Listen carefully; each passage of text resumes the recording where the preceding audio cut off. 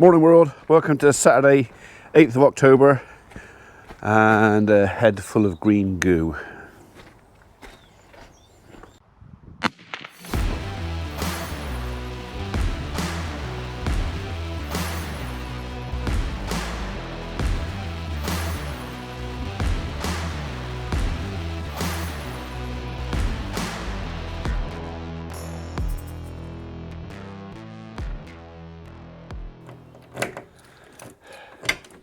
So we're back on the case this morning. Up you go. It's, what's the time? 20 past 9. Bit of a late start. We had some ground frost last night, and the last thing I really want to do is traipse this lot across the grass when there's still frost on it. So for the sake of waiting an hour, I've waited an hour so we don't bruise the grass any more than we have to. Go on, up you go.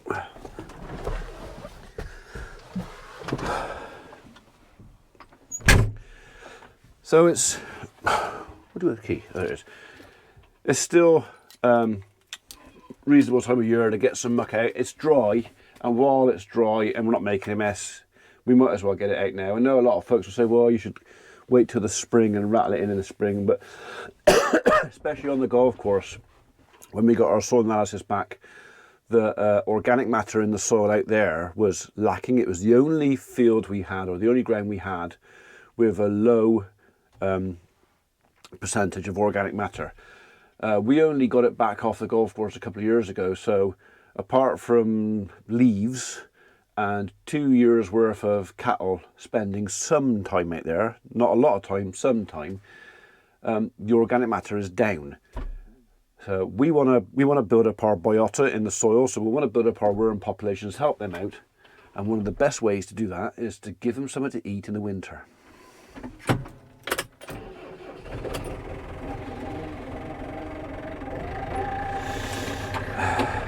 I'll give it a second. So whatever bug, virus it is I've picked up, it's not COVID. The first symptoms I experienced when we were putting the pipeline in for the new drain over here at the farm. Yeah, I got it in the back of my throat and nose, and last night it seems to have moved to the top of my chest. So if I sound even more out of breath than I am usually, it's because that side's completely bunged up again, and I got it here. So, but there's no point in sitting in the house, wringing my hands, going, "Oh, I don't feel very well." I think I'm better off outside with a bit of fresh air. Well, freshish air, and get the bugs breathed out of me.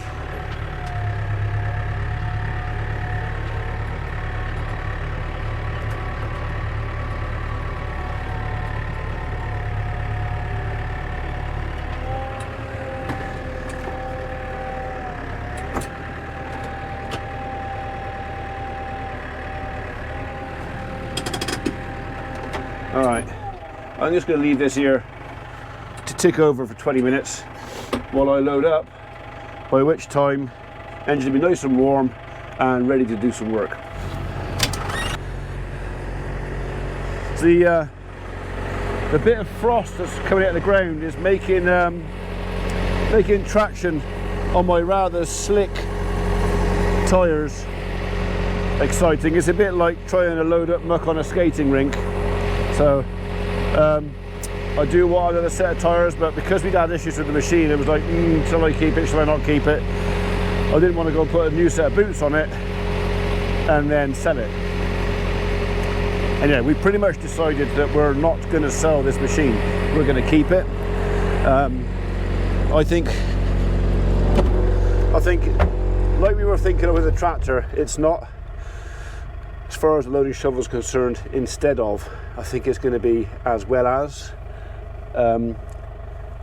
Like I said before, I use this machine pretty much every single day of the week.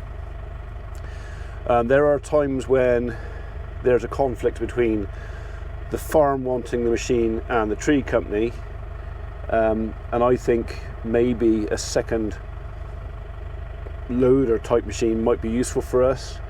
We'll see. I mean, I've been looking through various adverts online, everything else, and it's all terrific amounts of money, but I think if I can maybe purchase something that I can share the cost between the tree company and the farm, which is basically what we did with this when we bought this, do that again, share it, it's sort of affordable. And I got a funny feeling that if I bought a handler, if I could find the right one with the right money, if I bought one, I'm probably going to think, how on earth did I manage without it for years? Well, I managed without it because I had this. This is the jack of all trades. It's a master of a couple, but it's a jack of all. And I think that's going to go the same with a decent telehandler, nothing too big. That is also a jack of all trades and a master of a couple. And the thing is that the bits that both machines are good at are not the same. So this is good at nimble in and out and small stuff and lightweights, whereas a telehandler is the opposite. It's not so fast, it's not as nimble, but at higher, heavier stuff like that. So yeah, and the thing is, the telehandlers hang on to their money. They just don't seem to lose the value. And even this, I paid in 2005, I think I paid £14,500 for this machine. I could probably get £7,000 or £8,000 for it now, and that's what, 17 years old, and I've lost £7 grand in it's earned more than that. It's more than earned that back. And I'm kind of thinking, the telehandler, we won't be buying a new one, there's no way I can justify a new one, but if I can buy a decent second-hand one that's already lost a whole chunk of its initial value, I don't think, it's money tied up. It's not like money lost, it's just money tied up in a piece of kit that I can always sell and get back. Does that make sense? Yeah. Yes, so on this, if it's dry, the skid steer will probably run circles around the telehandler loading that. But when it's wet like this, then I think the handler will run circles around the skid steer and make less mess. Because that's half the problem with the skid steer, is they do tend to churn the ground up a little bit, if you see what I mean. Anyway, let's get on with it.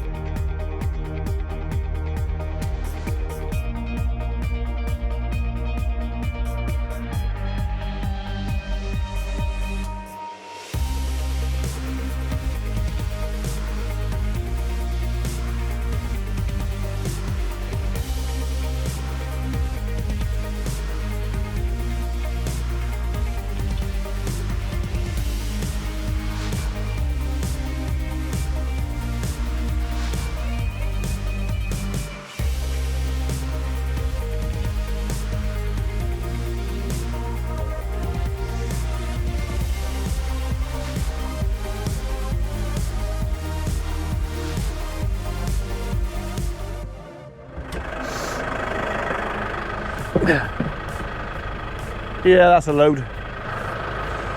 So I'll get out the sun. I wasn't going to dig into that pile there because that is of the fresher stuff, but actually when I thought about it, a lot of that in there is what I dug out from the barn, which was last year's muck. So it's not fresh, as in last year, as in the year. It's 2 years worth in there. There's a bit of it in the front, but most of that over there is last year's. That pile there. Most of this pile here is a year before, including that over there. Now I might have to get the deucing in there because it's so slippery. I can't. I'm just going to make a mess. So we might be up later on with the deucing and the 4 foot grading bucket, and just move some of that over there so I can get to it. So it's better than making a mess. Right, let's go and chuck this lot out.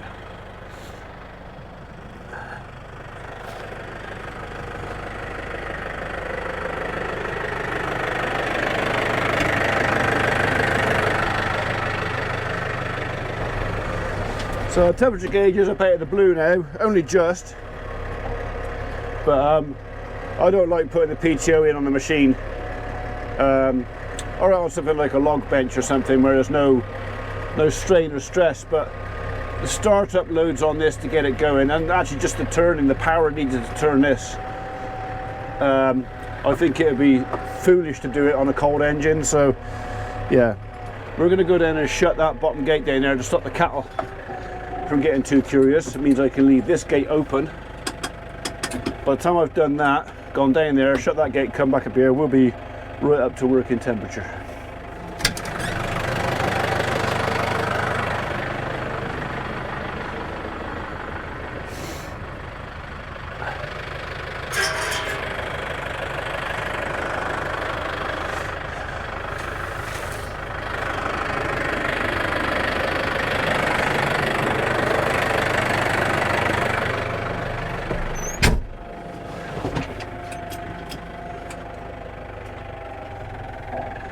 Luckily the cattle are nowhere near the gate.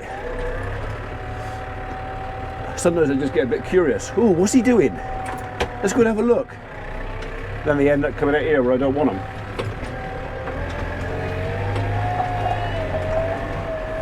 Oh, they're right there, I can see from that field there, so.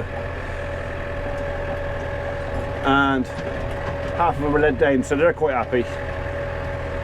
Yeah, we'll just shut them out. Just means I can leave all the gates open. I haven't got to worry about anything going wrong.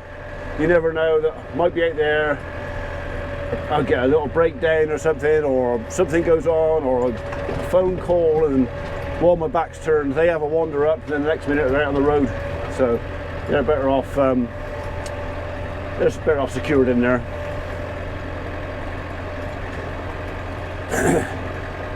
And if you wonder where I'm driving down, it's 50-50. Partially, well, 60-40. 60% laziness, because it's easier to drive down than it is to walk. But not only that, the 40% is if they see me walking down, they're more likely to run up to the gate if they see me walking down than they will with the tractor. I mean, even with the tractor, they're coming. They're coming.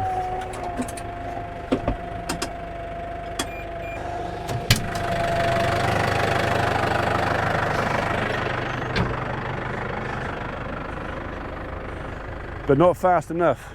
I am definitely going to beat them to it.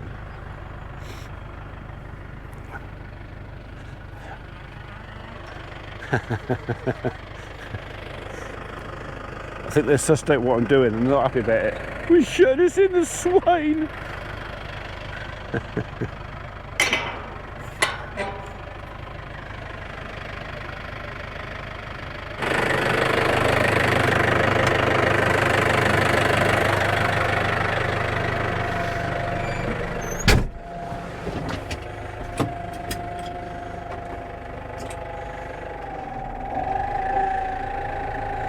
Yeah, they're not that bothered. He shut the gate. All right, we are more or less up to working temperature. far as I'm concerned, we're good to go.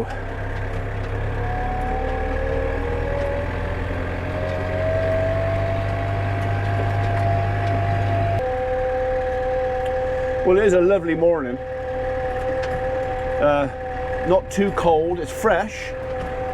Like I said, we did have a bit of frost this morning, nothing too serious, there's been a grain frost, just enough that would bruise the grass if I tried to drive over it while it was white.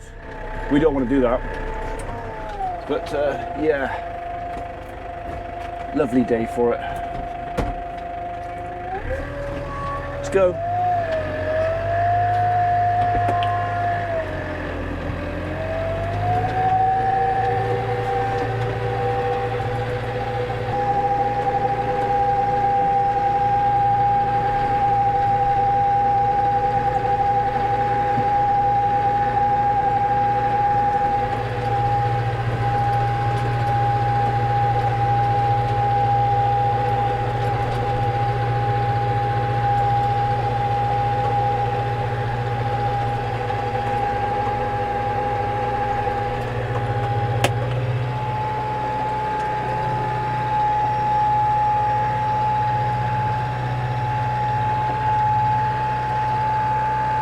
I'm expecting this load to finish this little bit here. I wanted to get this up here done before the weekend if I could, because obviously people live up there. It was forecast rain yesterday, and I thought, well, if I can get it on before it rains and then let it wash in, no pong.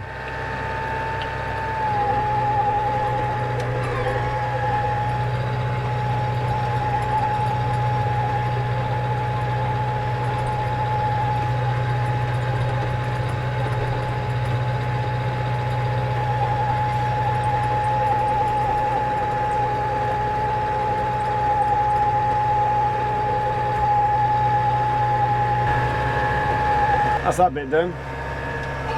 Now this bit. So we're going down the side of the brook now, the side of the stream. So I'm aiming everything away. We don't want muck in the stream. One, it's a waste. And two, well, get too much in there, you never know, the Environment Agency boffins might come up and go, "You've chucked muck in the stream, we're going to give you a great big fine." Whereupon I'll say, "Ooh, thank you very much." No, I won't, no.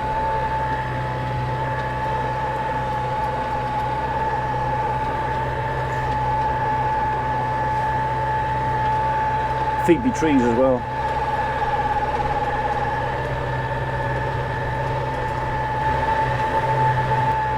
Four-wheel drive for this bit, I think.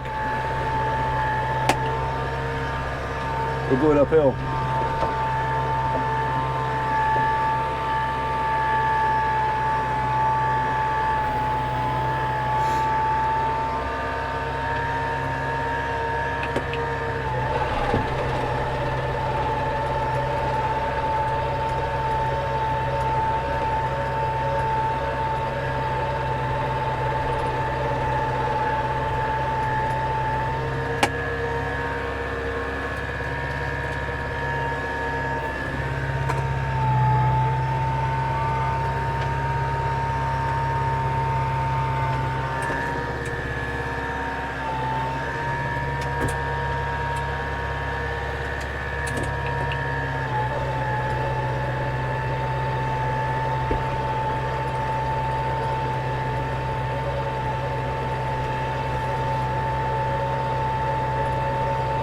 So some may say, why are you feeding the trees? Well, trees are still sucking nutrients out of the soil.